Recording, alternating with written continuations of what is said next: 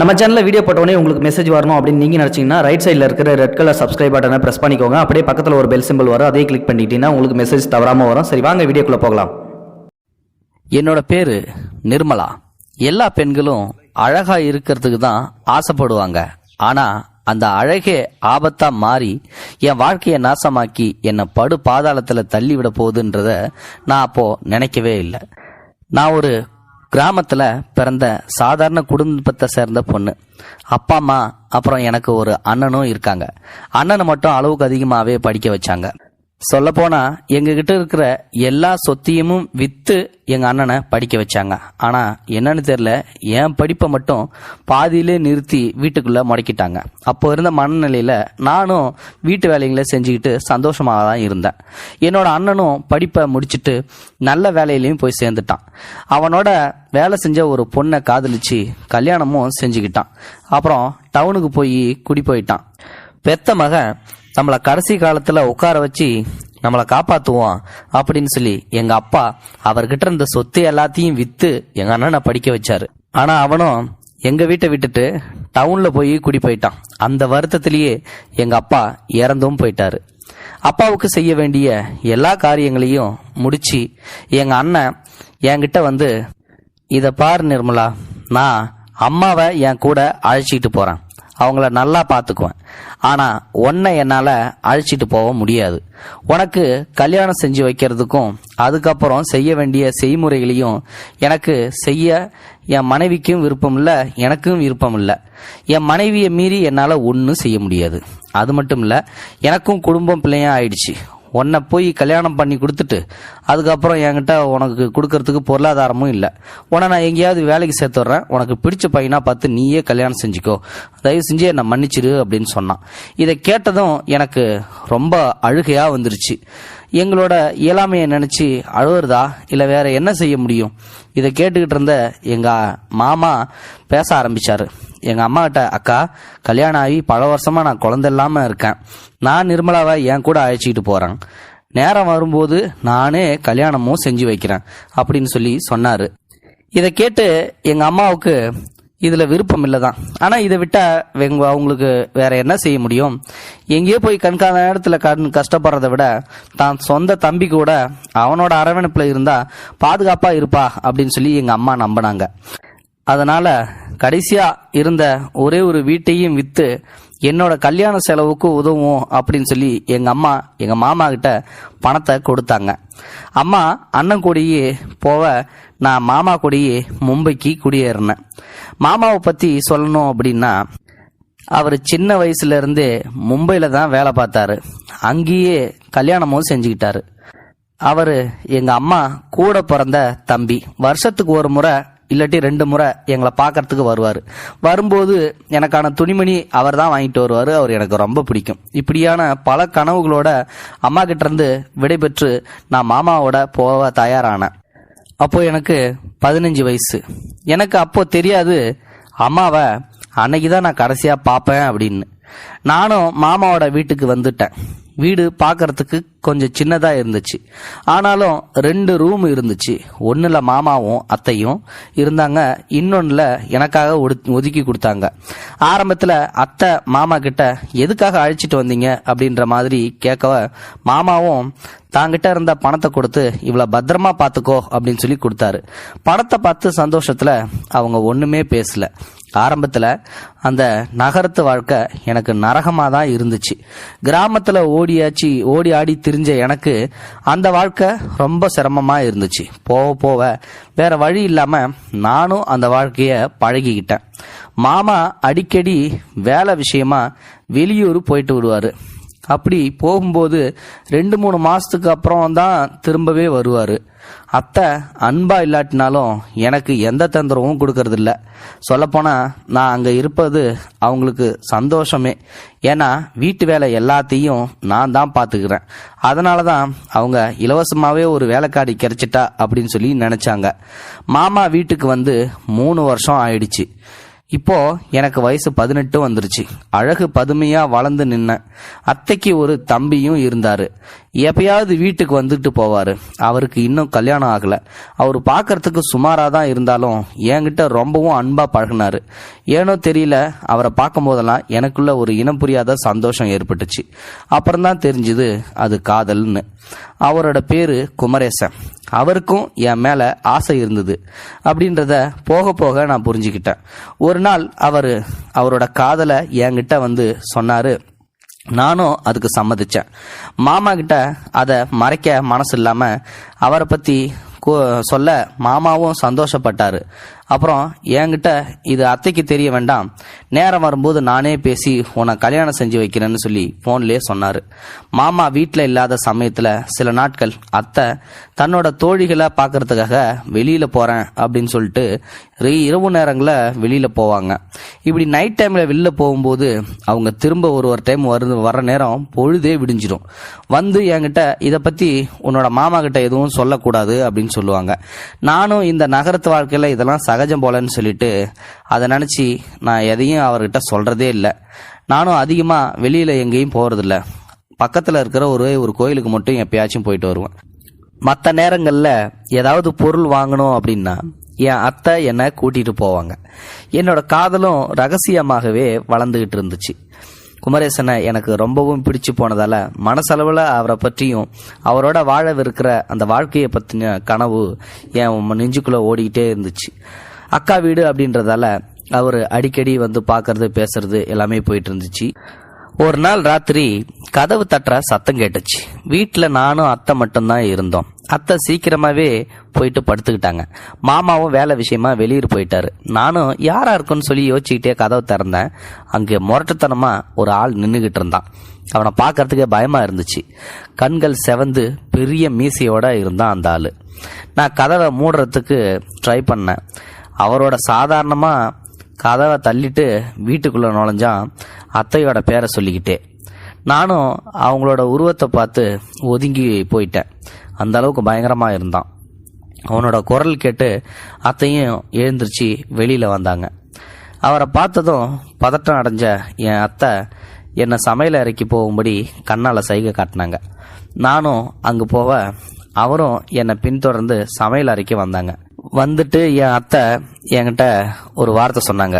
இதை பாரு, நீ ஏதாவது வேலை பார்த்துக்கிட்டு இருந்தீங்கன்னா அதை இங்கேயே பாரு, என் ரூமுக்கு மட்டும் வராத அப்படின்னு சொல்லிட்டு போகும்போது ஒரு துண்டு இஞ்சியை எடுத்துக்கிட்டு போனாங்க. அப்புறம் அவரையும் கூட்டிகிட்டு தன்னோட ரூமுக்குள்ளே போயிட்டு கதவை தாப்பா போட்டுக்கிட்டாங்க. நானும் அவர் யாரா இருக்கும்னு சொல்லி யோசிச்சுக்கிட்டே வேலையெல்லாம் பார்த்துக்கிட்டு இருந்தேன். 2 மணி நேரம் கழிச்சு ரூம்ல இருந்து என்னை கூப்பிட்டாங்க அத்தை. நானும் என்னன்னு சொல்லி கேட்க ரூமை திறந்தேன்.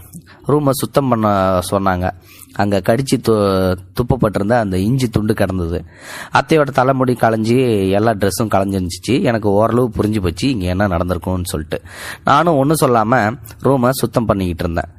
அந்த முரட்ட ஆளும் என்னையே கூர்ந்து பார்த்துக்கிட்டு இருந்தான். எனக்கு ஒரு மாதிரியாக இருந்துச்சு.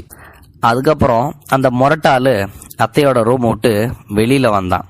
கரெக்டாக அவன் வெளில வர்றதுக்கும் குமரேசன் வர்றதுக்கும் சரியாக இருந்துச்சு. குமரேசன் அவனை பார்த்து ரொம்ப கோவமா, இவன் என்னடா பண்ணுறது அப்படின்னு சொல்லி யோசிச்சுக்கிட்டு அவங்க அக்கா கிட்ட போயிட்டு 2 பேருமே சத்தம் போட்டு கோபமாக ஏதோ பேசிக்கிட்டு இருந்தாங்க. ஆனால் நான் விட்டு கேட்கலான்ட்டு பார்த்தேன். எனக்கு அது காதில் விழுவவே இல்லை. கொஞ்ச நேரத்தில் குமரேசனும் கோபமாக அங்கேருந்து அவங்க அக்காட்ட சண்டை போட்டு போயிட்டாப்புல. அத்தை மட்டும் கொஞ்ச நேரம் அழுதுகிட்டே இருந்தாங்க. நானும் என்னாச்சு அப்படின்னு சொல்லிட்டு கேட்க அவங்க என் மேலே கோவப்பட்டு எல்லாமே ஒன்றால் தான் அப்படின்னு சொல்லிட்டு எரிஞ்சு விழுந்தாங்க. நானும் ஒன்றும் புரியாமல் என் வேலையெல்லாம் முடிச்சுட்டு என்னோட ரூமுக்கு போயிட்டு படுத்துக்கிட்டேன். மறுநாள் காலையில் எங்கள் அத்தை என்கிட்ட உங்ககிட்ட ஒரு நல்ல துணிமலையில் இருந்துன்னா அதை போட்டுக்கோ, நாம் ஒரு ரிலேஷனை பார்க்க போகிறோம் அப்படின்னு சொன்னாங்க. எனக்கும் அத்தையோட கோபம் தணிஞ்சிச்சா போதும் அப்படின்னு சொல்லிட்டு அவங்க பேசுனதே சந்தோஷமாக இருந்துச்சு. அவங்க சொன்ன மாதிரியே நானும் ஒரு நல்ல ட்ரெஸ்ஸை போட்டுக்கிட்டேன். அவங்களோடையே புறப்பட்டேன். போகிற வழியில் ஒரு ஆட்டோவை பிடிச்சி அவரோட நகரத்துக்கு ஒரு மையப்பகுதிக்கு அழிச்சிட்டு போனாங்க. அங்கே மக்கள் நடமாட்டம் அதிகமாகவே இருந்துச்சு. அதிகமாக வீட்டை விட்டு வெளியே வராதால அது எனக்கு எந்த இடம் அப்படின்றதும் தெரில. ஒரு இடத்துல 2 பேரும் இறங்கினதுக்கப்புறம் ஒரு வீட்டோட கதவை தட்டினாங்க அத்தை. அந்த வீட்டிலேருந்து ஒரு நடுத்தர வயது பெண்மணி ஒருத்தங்க வந்தாங்க. அத்தையை பார்த்து அவங்க சிரிச்சாங்க. ஒரு பையையும் அவங்ககிட்ட கொடுத்தாங்க. அப்புறம் அத்தை என்கிட்ட, நீ இங்கேயே இரு, நான் வேற ஒரு ரிலேஷன் வீட்டுக்கு பாட்டு வந்துட்டு உன்னை நான் அழைச்சிட்டு போகிறேன் அப்படின்னு சொன்னாங்க. நானும் அவங்க சரின்னு சொன்னதுக்கு தலையாட்டினேன். அப்புறம் அந்த நடுத்தர வயது பெண்மணி என்னை வீட்டுக்குள்ளே கூப்பிட்டாங்க. வீடு முகப்பில் பார்க்கறதுக்கு கொஞ்சம் சின்னதாக இருந்தாலும் உள்ள பிரம்மாண்டமாக இருந்துச்சு. நிறைய ரூம்லாம் இருந்துச்சு. அங்கே ஆண்களும் பெண்களும் அங்கு இங்குமா போயிட்டு இருந்தாங்க. அந்த பெண்மணி ஹிந்தி மட்டுமே பேசினாங்க. என்னை ஒரு இடத்துல உட்கார சொல்லி சைகை காமிக்க நானும் அங்கேயே உட்காந்துக்கிட்டேன்.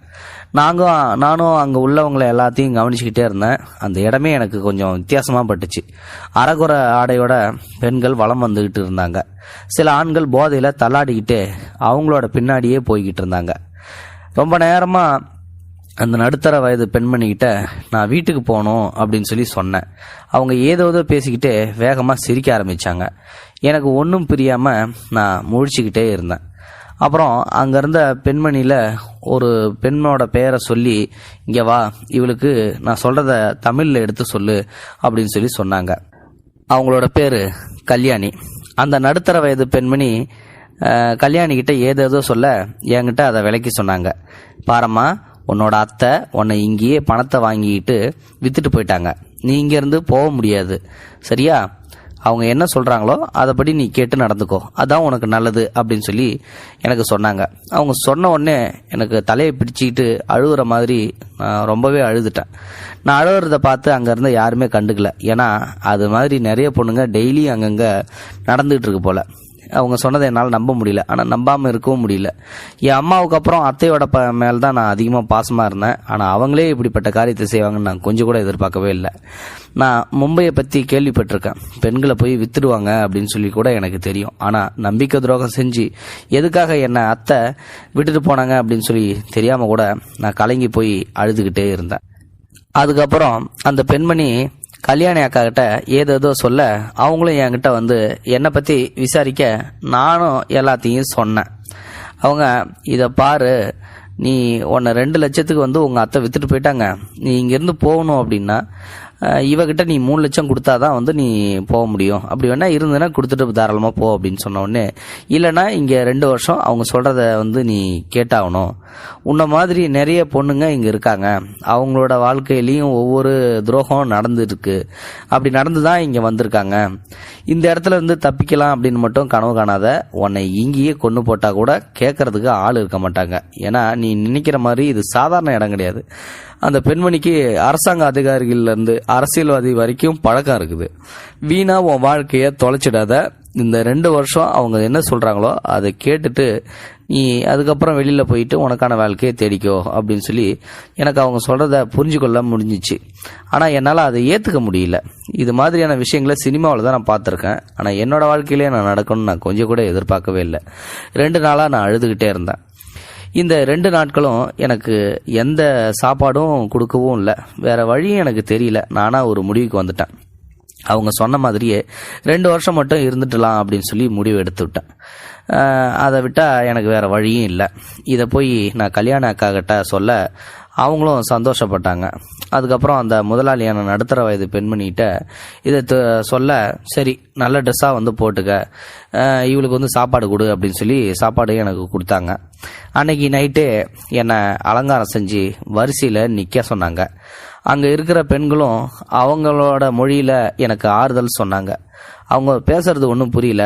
அப்படியா இருந்தாலும் அவங்க என்ன சொன்னாங்கன்னு எனக்கு ஓரளவு புரிஞ்சுக்கிச்சு. எனக்கு நடந்த துரோகத்தை நினச்சி என் வாழ்க்கையே வெறுத்துருச்சு. அதுக்கப்புறம் என்கிட்ட கல்யாணி அக்கா வந்தாங்க. வந்துட்டு என்கிட்ட ஒரு வார்த்தை சொன்னாங்க. உன்னை ஒரு பணக்காரன் இன்னைக்கு நைட்டு வந்து சொல்லியிருக்கான், உன்னை வந்து கூப்பிட்டுருக்கான். போகும்போது நீ இந்த தொழிலுக்கு புதுசு, ஆண்கள்கிட்ட முரண்டு பிடிக்காத. அப்படி பிடிச்சா அவங்களுக்கு வெறி அதிகமாகி உன்னை காயப்படுத்திடுவாங்க. பார்த்து பக்குவமாக நடந்துக்கோ அப்படின்னு சொல்லி புத்திமதி சொல்லி ஒரு இஞ்சி துண்டையும் என்கிட்ட கொடுத்து இதை வாயில் வச்சுக்கோ அப்படின்னு சொல்லி கொடுத்து அனுப்புனாங்க. எனக்கு அவங்க சொன்னது ஒன்றுமே புரியல. எதுக்காக இஞ்சி துண்டை கொடுக்குறாங்க அப்படின்றது. நானும் நடைப்பயணமாக போய் ரூமில் உட்காந்துருந்தேன். கொஞ்ச நேரத்துலேயே அந்த பணக்கார கிழவன் உள்ளே வந்தான். என் பக்கத்தில் உட்காந்து அவன் பேச ஆரம்பிக்க வாயிலிருந்து சாராய நாத்தம் வெளில வந்துச்சு. என்னையும் மீறி கொமட்டிக்கிட்டு வாந்தி எடுத்தேன். ஆனால் அவன் அதை கூட கண்டுக்கவே இல்லை. அவனோட வேலையிலேயே அவன் குறியாக இருந்தான். ஒரு கட்டத்தில் அவங்ககிட்ட இருந்து தப்பிக்க முயற்சி பண்ணேன். ஆனால் என்னால் முடியல. கன்னத்தில் அரைஞ்சி என்னை படுக்க வச்சுட்டான். அதுக்கப்புறம் என்கிட்ட ரொம்ப முரட்டுத்தனமாக நடந்துக்கிட்டான். 2-3 தடவை எனக்கு நரகத்தை காண்பிச்சு விடிஞ்சதுக்கப்புறம் சில ரூபாய் நோட்டுகளை வீசி விட்டு அங்கேருந்து போயிட்டான். நான் ஏந்திரிச்சு உட்கார கூட தெம்பே இல்லாமல் படுக்கிறத பார்த்த கல்யாணி அக்கா பதறி போய் அவர் தான் எனக்கு காயங்களுக்கு மருந்தெல்லாம் வச்சாங்க. இப்படிப்பட்ட அந்த நரகத்துலேயும் எனக்கு கல்யாணி அக்கா இருக்கிறது ரொம்ப ஆறுதலாக இருந்துச்சு.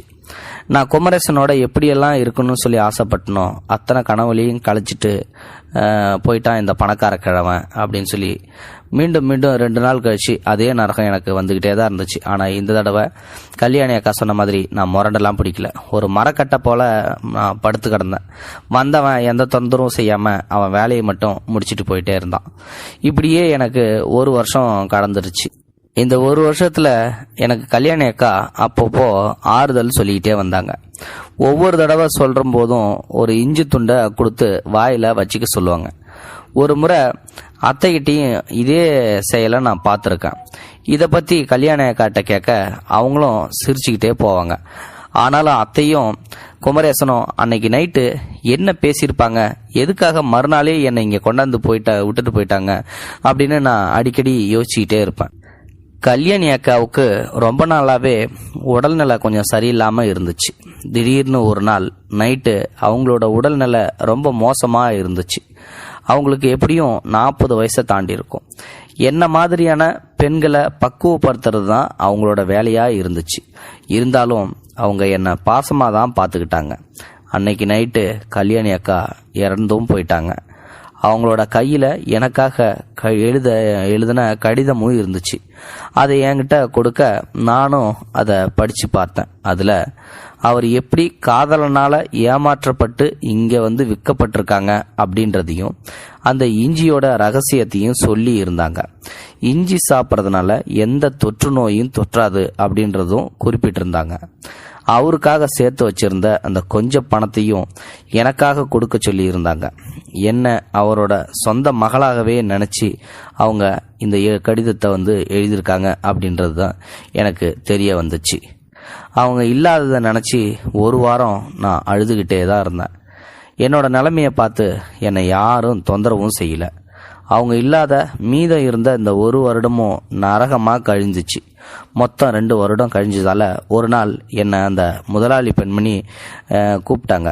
உன்னை வச்சு நான் ரொம்ப சம்பாதிச்சிட்டேன், உனக்கு விருப்பம் இருந்தால் நீ இங்கே இருக்கலாம், இல்லைன்னா வெளியில் போய் நீ பிழைச்சிக்கலாம், உனக்கு சேர வேண்டிய பணம் அப்படின்னு சொல்லிட்டு ஒரு சின்ன தொகையை என்கிட்ட கொடுத்தாங்க. தவறான தொழில் செஞ்சாலும் அவங்க நியாயமாகவே நடந்துக்கிட்டாங்க. என்கிட்டையும் வாடிக்கையாளர்கள் கொடுத்துட்டு போன ஒரு சின்ன தொகையும் இருந்துச்சு. நானும் சந்தோஷமாக அவங்கள்ட்ட இருந்து விடைபெற்று மாமாவை பார்க்கறதுக்காக அங்கே போனேன். ஆனால் அவங்க அந்த வீட்டில் யாரும் இல்லை. அக்கம் பக்கத்தில் விசாரிக்க அவங்களுக்கும் எதுவும் தெரியாது அப்படின்னு சொல்லி சொன்னாங்க. எங்கெங்கேயோ வேலை தேடி அலைஞ்சிக்கிட்டு இருந்தேன். கடைசியாக ஒரு ஹோட்டலில் எனக்கு வேலை கிடச்சிச்சு. ஆனால் தனியாக இருக்கும் பெண் அப்படின்றதால எல்லாருமே என்னை உபயோகிக்க மட்டும்தான் முயற்சி செஞ்சாங்க. சொல்லப்போனால் நான் அங்கே இருந்ததை விட இங்கே தான் காமப்பேய்கள்கிட்ட அதிகமாக உலாவி கொண்டுகிட்டு இருந்தாங்க. ஒரு கட்டத்துக்கு மேலே அவங்கள செஞ்ச தொந்தரவை என்னால் தாங்கிக்கவே முடியல. நானும் பலமாக யோசித்து முன்னாடி இருந்த இடத்துக்கே போயிடலாம் அப்படின்னு சொல்லிட்டு முடிவே செஞ்சிட்டேன். முதலாளியும் என்னை மகிழ்ச்சியோடு வரவேற்றாங்க. அப்புறம் எப்போதும் போல் அதே நரகம்தான். ஆனால் வெளியில் இருக்கிறத விட எனக்கு இது சொர்க்கமாகவே இருந்துச்சு. இப்படியே 5 வருஷம் கழிச்சிருச்சு. ஒரு நாள் இரவு ஒரு வாடிக்கையாளர் கூப்பிட்டுருக்கிறதா சொல்ல நானும் ரூமில் போய் காத்துக்கிட்டு இருந்தேன். வந்தவரை பார்க்கும்போது எனக்கு ரொம்ப அதிர்ச்சியாக இருந்துச்சு. காரணம் அது குமரேசன். அவரும் என்னை அடையாளம் பார்த்துட்டு அழுவவே ஆரம்பித்தார். உன்னோட இந்த நிலைமைக்கு காரணம் நான் தான் அப்படின்னு சொல்லி தலையில் அடிச்சுக்கிட்டாரு. அவர் சொன்னது புரியாமல் அவரையே பார்த்துக்கிட்டு இருக்க அப்புறம் அவரவே சொல்ல ஆரம்பித்தார். அன்னைக்கு நைட்டு நடந்ததை பற்றி சொன்னார். என்னோட அக்காவுக்கும் அந்த முரட்டாளுக்கும் இருக்கிற பழக்கம் எனக்கு முன்னாடியே தெரியும். பல தடவை நானும் மாமாவும் கண்டிச்சும் என் அக்கா திருந்தவே இல்லை. அதனால தான் உன்னோட மாமா அடிக்கடி வீட்டில் இருக்காம வெளியில் போயிடுறாரு. அன்னைக்கு நைட்டு நீ இருக்கும்போதும் அவன் அப்படி நடந்தது என்னால் ஏற்றுக்கவே முடியல. அக்கா கிட்ட நான் உன்னை இன்னும் கொஞ்ச நாள்லயே கல்யாணம் பண்ணிக்க போறேன் அப்படின்னு சொல்லி சொன்னேன். அதை சொன்ன அடுத்த நிமிஷமே என்கிட்ட கோவப்பட்டு கத்த ஆரம்பிச்சாங்க. அதுக்கப்புறம் வாக்குவாதம் ஆயிடுச்சு. நான் அங்கேருந்து கோவப்பட்டேன், வெளில போயிட்டேன். மறுநாளே திரும்ப நான் அங்கே போய் பார்க்கும்போது நீ வீட்டில் இல்லை. அக்கா கிட்ட கேட்க அவள் வேற யாரு கூடயே ஓடி போயிட்டா அப்படின்னு சொல்லிட்டு என்கிட்ட சொன்னாங்க. ஆனால் நான் முதல்ல நம்பவே இல்லை. சில காரணங்களையும் சில சாட்சிகளையும் தயார் செஞ்சு என்னை நம்ப வச்சாங்க. ஒரு கட்டத்தில் நானும் நம்பிட்டேன். அப்புறம் நானும் திருமணமும் செஞ்சுக்கிட்டேன். எனக்கு வாய்ச்ச மனைவி உன்ன மாதிரி இல்லை. அவள் என்கிட்ட ரொம்ப கோபமாக தான் நடந்துக்கிட்டா. எங்களுக்கும் குழந்தையானதுக்கப்புறம் அவள் திருந்ததா தெரியல. அடிக்கடி கோவப்பட்டுக்கிட்டு தான் இருந்தா. அதுக்காக நான் இப்படி அடிக்கடி வெளியில் வந்துடுவேன் அப்படின்னு சொல்லிட்டு அழுதுகிட்டே சொன்னார். எனக்கு அவர் சொன்னது ஓரளவுக்கு புரிஞ்சு போச்சு. தம்பியை எனக்கு கல்யாணம் செஞ்சு வைக்க மனசு இல்லாம தான் அத்தை என்னை கொண்டாந்து இங்கே விட்டுட்டு போயிருக்காங்க அப்படின்றத காரணம் எனக்கு புரிய வந்துச்சு. அதுக்கப்புறம் குமரேசன் எல்லாத்தையும் விட்டுட்டு நீ என்கிட்ட வந்துரு, நாம புதுசாக ஒரு வாழ்க்கையை தொடங்கலாம் அப்படின்னு சொல்லி என் பக்கத்தில் வந்தார். அவர் சொன்னதை என்னால் ஏற்றுக்க முடியல. மனசாலையும் உடலாலையும் பாதிப்படைஞ்சிருச்சு எனக்கு மட்டும்தான் தெரியும். நானும் கோபமா இதுதான் எனக்கு பிடிச்ச வாழ்க்கை, இதை விட்டுட்டு நான் எங்கேயும் வரமாட்டேன், தயவு செஞ்சு என்னை தொந்தரவு செய்யாதீங்க, உங்களால் முடிஞ்சா உங்கள் மனைவியை சமாதானப்படுத்தி புதுசாக வாழ்க்கையை அவளோட தொடங்குங்க அப்படின்னு சொல்லி நான் சொன்னேன்.